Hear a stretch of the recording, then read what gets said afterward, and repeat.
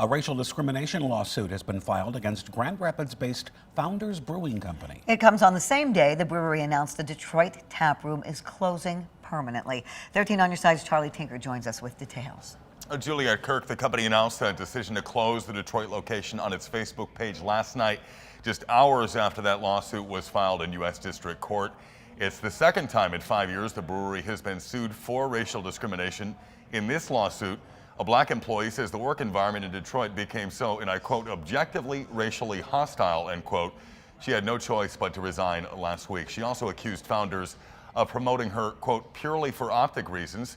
Gracie Harkema is a diversity and inclusion leader and author. She was also the DEI director at Founders in 2019 when that first racial discrimination lawsuit was filed against the brewery. She called this current situation unfortunate.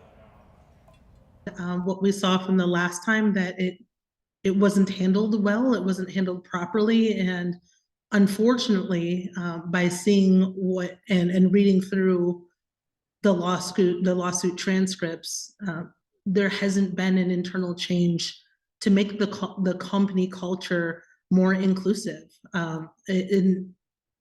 Like before, this change needs to start at the top, and it needs to be reflected throughout the entire organization.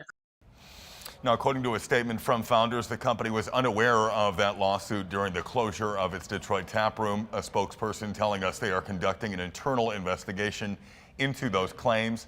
She went on to add, quote, "We are sorry that this individual did not have a good experience with us, and to the extent it was due to our actions, or inactions that contributed to that, we are deeply sorry," unquote. Founders also tells us that since 2019, they have enacted mandatory bias, discrimination, and harassment training throughout the organization. In the newsroom, Charlie Tinker, 13 on your side.